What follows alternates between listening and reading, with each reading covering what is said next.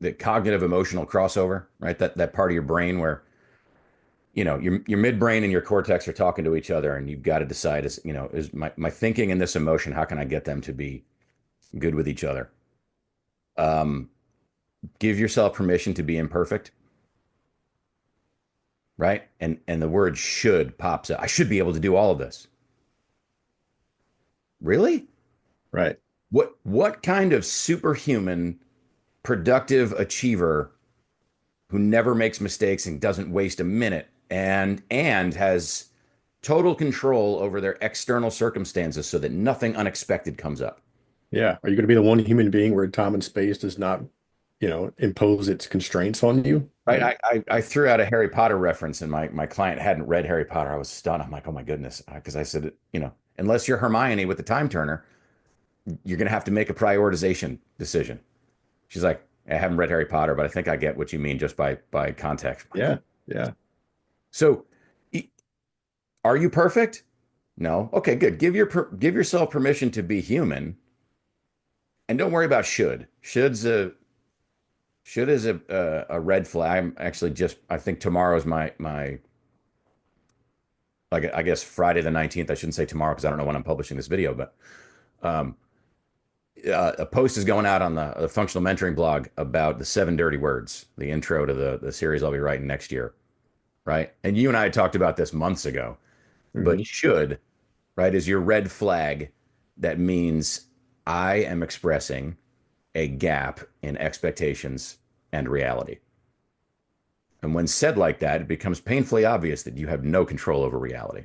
Not Mm. in the short and the intermediate term at any rate. And yes, you can become a different, better person, sure. That's a slow, long growth and building learning process. Right now, external reality anyway, even in the long term, is what it is. So I wish it were different. My dad had a pithy saying when I was growing up about wishing in one hand and defecating in the other and seeing which one fills up first. I will let your imagination roam.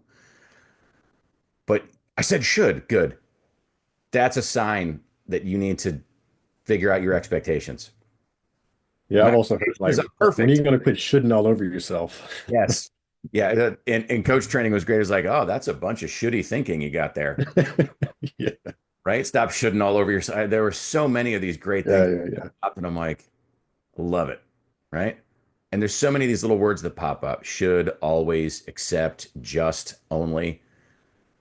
Right. I have about 7 of them. I call it 7 dirty words, inspired by George Yeah. Carlin. Well, it also takes the weight and meaning from it too, because maybe there are times when there is something you should do, and you need to be able to use that precise word with something. But if you always use that word, then it's like it's really hard to identify precisely what you should be doing in this moment, in the short term, or whatever it is. So it sort of just it loses its carries no weight, and it just clouds everything. It's the same thing with sorry, and there are times when we need to literally just say, I'm sorry. But if we say sorry all the time, especially about the same things, then that sorry carries no weight. And so, sort of the alternative might be something like, well, how about you take ownership of it?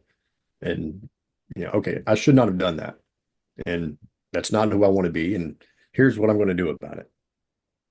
Yeah. It's essentially an apology, and it's some, you're acknowledging, confessing, right? Um, but it's more than just saying sorry. Have you ever seen The Big Bang Theory? No, not really. Yeah. So there's a character on it that does not get sarcasm.